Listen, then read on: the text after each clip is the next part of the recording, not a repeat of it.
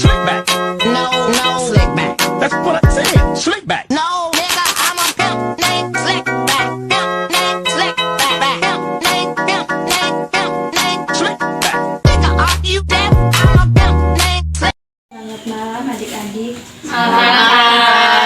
Jadi terima kasih atas kesempatan yang diberikan kepada saya. Jadi perkenalkan, nama saya Petrusina Moi dari tingkat 2C Prodi D3 Kesehatan Gigi. Di sini saya akan melakukan penyuluhan tentang materi gingivitis atau radang pada gusi. Jadi sebelumnya di sini adik-adik tahu apa itu radang gusi? Tidak tahu.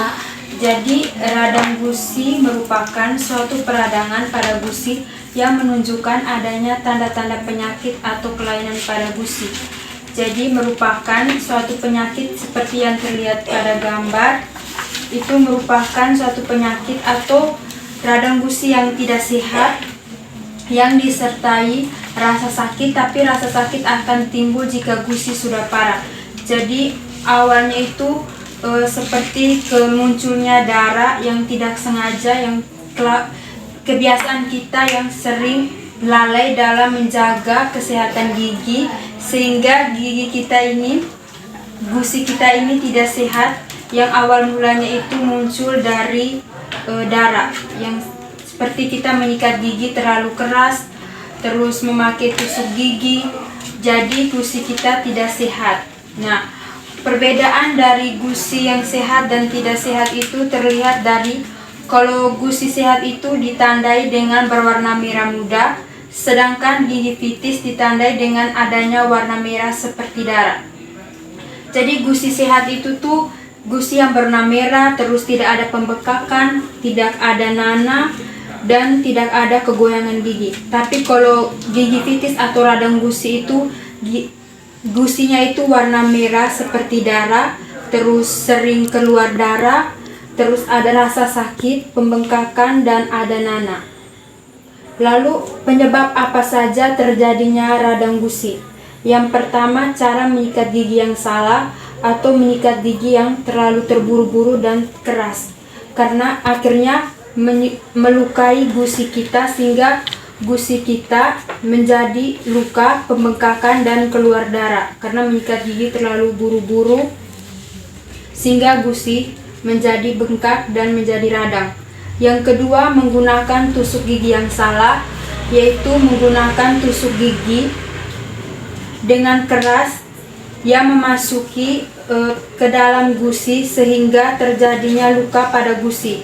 Jadi sebaiknya itu menggunakan benang gigi yang lembut sehingga tidak melukai daerah gusi. Yang ketiga, plak atau sisa makanan. Sisa makanan yang menempel pada permukaan gigi yang bertumpuk di daerah gusi sehingga gusi kita menjadi bengkak karena penumpukan dari sisa makanan tersebut, ditambah lagi dengan bakteri yang merusak daerah gusi kita. Yang terakhir itu karang gigi. Jadi karang gigi itu dari plak tadi yang bertumpuk, yang lama-kelamaan membentuk karang gigi yang dapat melukai gusi juga, karena karang gigi itu dia tuh ada di sekitar gusi, juga ada di dalam gusi, sehingga melukai daerah gusi sehingga mengalami pembengkakan. Lalu ada di sini juga yang di leaflet tadi ada kekurangan vitamin C. Jadi vitamin C itu berfungsi untuk membunuh bakteri sebagai antibiotik, di mana vitamin C ini membantu mempertahankan daerah gusi. Jadi vitamin C itu terdapat pada buah-buahan seperti jeruk, buah pepaya, sayur brokoli, dan buah-buahan lainnya. Lalu yang terakhir itu hormon yang tidak seimbang. Jadi hormon yang tidak seimbang itu biasanya terdapat pada ibu hamil. Jadi ibu hamil itu sering terjadinya gingivitis itu karena hormon yang tidak seimbang, itu hormon estrogen dan progesterone. Jadi adanya hormon sehingga menyebabkan ibu hamil itu mudah terjadinya gingivitis. Lalu akibat lanjut dari gingivitis itu apa? Jadi akibat lanjut dari gingivitis itu Yang pertama itu bau mulut. Jadi bau mulut itu juga menjadi suatu akibat dari gingivitis. Karena gingivitis itu kan awalnya itu kan dari plak yang tidak dijaga. Terus lama-kelamaan gingivitis itu terjadinya radang. Makanya karena malas menyikat gigi, terus karena giginya sudah sakit, jadi dia malas menyikat gigi sehingga terjadinya bau mulut. Terus yang kedua gigi goyang, yang tadi itu karena gingivitis itu kan berkembang lama-kelamaan menjadi periodontitis. Jadi periodontitis itu awal mulanya itu gingivitis, lalu dia berkembang menjadi periodontitis. Periodontitis itu juga penyakit gusi, tapi akibatnya itu lebih parah yang sampai gigi goyang tadi. Kerusakannya itu sampai di struktur tulang. Makanya terjadinya gigi goyang. Lalu yang ketiga gigi tanggal, dari gigi goyang tersebut sehingga akhirnya gigi kita tanggal. Yang terakhir itu penampilan atau estetik jelek. Jadi pada saat gigi tanggal, makanya penampilan dari wajah kita itu jadi terlihat jelek karena di depan gigi kita itu sudah ompong, jadi kelihatannya tidak menarik lagi. Lalu bagaimana pencegahan dari gingivitis tadi? Yang pertama, membersihkan karang gigi. Jadi kalau sudah ada karang gigi sebaiknya untuk dibersihkan supaya jangan lebih parah lagi, kayak lebih tambah karang giginya semakin banyak. Sebaiknya kalau karang gigi sudah sedikit, sebaiknya dibersihkan ke dokter gigi untuk mengurangi. Lalu yang kedua, pemberian vitamin C dapat berupa tablet dan buah-buahan. Seperti tadi, vitamin C itu sangat membantu dalam membunuh bakteri di sekitar gusi dan memperkuat gusi kita. Jadi mengonsumsi vitamin C dan buah-buahan yang mengandung vitamin C. Terus menyikat gigi 2 kali sehari, yaitu pagi setelah makan dan malam sebelum tidur. Jadi harus rajin menyikat gigi 2 kali sehari. Dan kontrol kesehatan gigi dan mulut di puskesmas atau klinik untuk orang dewasa 6 bulan sekali dan anak kecil 3 bulan sekali. Lalu pencegahan juga gingivitis itu ada di leaflet juga, di situ ada prinsip 3T, yaitu tekun, menyikat gigi jangan tergesa-gesa, teliti, semua permukaan harus disikat. Jadi menyikat gigi harus pelan-pelan dengan sikat gigi yang lembut dan teliti. Jadi semua permukaan tuh harus disikat. Meskipun kita terburu-buru ataupun pelan-pelan, sama saja kalau kita sikat pelan-pelan tapi semua gigi kita tidak dibersihkan dengan bersih semua gigi. Jadi harus permukaan gigi itu harus disikat maupun bagian dalam dan bagian luar. Dan teratur, gosok gigi harus 2 kali sehari. Meskipun kita menyikat gigi dengan pelan-pelan, tapi menyikat gigi hanya 1 hari 1 kali itu sama saja tidak bersih. Lalu konsumsi makanan yang berserat seperti buah-buahan dan kontrol kesehatan tadi. Lalu terakhir, penanggulangan untuk gingivitis itu adalah pembersihan karang gigi, pemberian vitamin C dan berupa tablet buah-buahan. Baik, saya persilakan adik-adik untuk bertanya. Terima kasih atas waktu dan kesempatannya, Kakak. Ini saya mau bertanya, kan setiap hari kita menggunakan sikat gigi. Sikat gigi apakah bisa diganti? Kalaupun diganti, biasanya berapa bulan sekali? Baik, terima kasih. Jadi sikat gigi itu sebaiknya diganti, biasanya diganti setiap 3 bulan sekali. Jadi kalau sikat gigi yang sudah rusak atau sudah tidak layak untuk dipakai, sebaiknya diganti. Kalau sikat gigi itu sebaiknya tuh kalau kita beli itu mendingan beli yang langsung paling baik atau lembut, terus tidak terlalu besar, sesuai ukuran dengan mulut kita, terus dijangkau di semua permukaan gigi. Jadi beli sikat gigi itu harus sesuai supaya bisa bertahan lama juga. Kalau sudah tidak, kita rasa sudah tidak bagus lagi, diganti lagi. Sebaiknya juga 3 bulan sekali.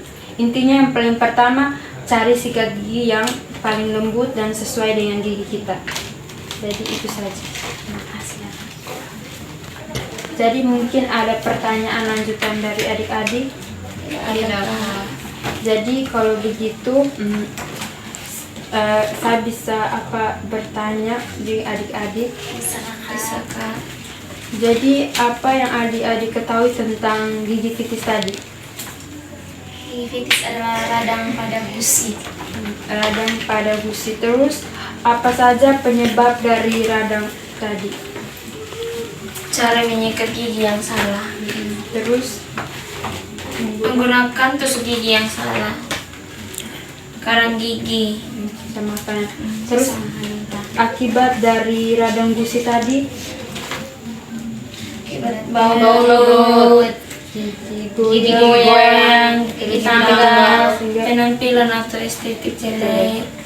Lalu perbedaan gusi sehat dan gusi radang gusi tadi perbedaannya dari mana? Kalau gusi sehat itu warna merah, Warnanya merah muda, tapi kalau gusi yang tidak sehat warnanya merah seperti darah. Terus pencegahannya bagaimana? Membersihkan karang gigi, menyikat gigi 2 kali sehari. harus mengonsumsi Dan Buah-buahan Buah-buahan mengandung vitamin C. Kontrol Kontrol kesehatan kesehatan gigi. gigi. 6 bulan sekali Sekali. untuk orang dewasa. Dan 3 bulan Sekali sekali untuk untuk anak-anak. anak-anak.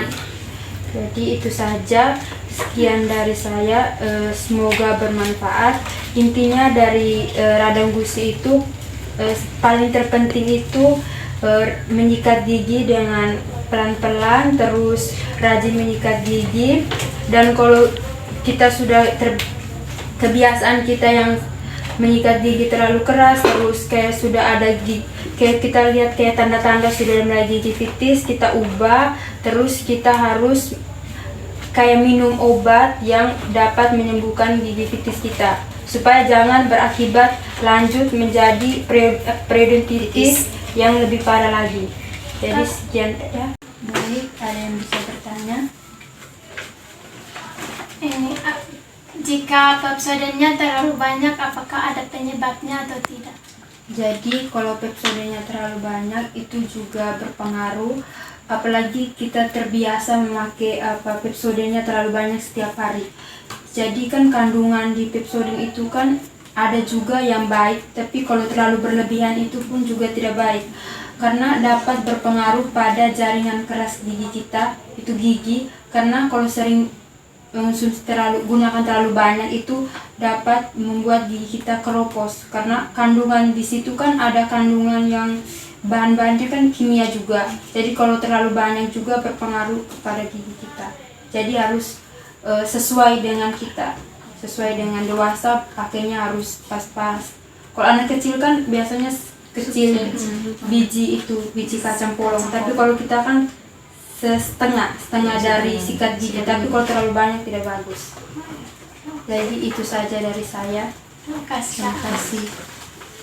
Jadi sekian dari penyuluhan saya. Semoga penyuluhan ini bermanfaat untuk adik-adik semua. Selamat malam. See you next time.